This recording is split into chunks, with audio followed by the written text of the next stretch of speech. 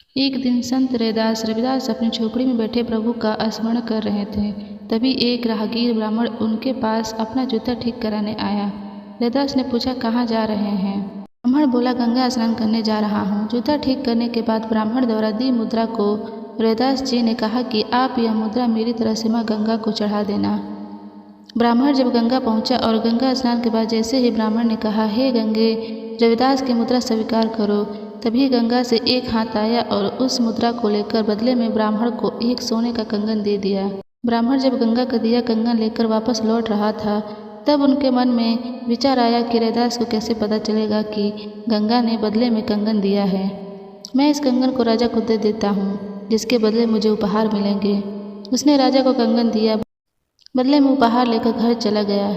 जब राजा को वो कंगन रानी को दिया तो रानी खुश हो गई और बोली, मुझे ऐसा ही एक और कंगन दूसरे हाथ के लिए चाहिए।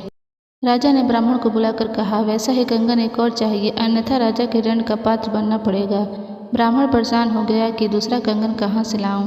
डरा हुआ ब्राह्मण संत रविदास के पास पहुंचा और सारी बात बताई। रविदास जी बोले कि तुमने मुझे बिना बताए राजा को कंगन भेंट कर दिया।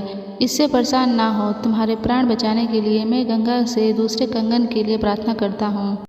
ऐसा कहते ही रविदास जी ने अपनी वह कठौती उठाई जिसमें वह चमड़ा गलाते थे, उसमें पानी भरा। रविदास जी ने माँ गंगा का आह्वान कर अपनी कठौती से जल छिड़का। जल छिड़कते ही कठौती में एक वैसे ही कंगन प्रकट हो गया। रविदास जी ने वह कंगन ब्राह्मण को दे दिया। ब्राह्मण खुश होकर राजा को वह कंगन भेंट करने चला गया। तभी से यह कहावत प्रचलित हुई कि मन चंगा तो कठौती में गंगा।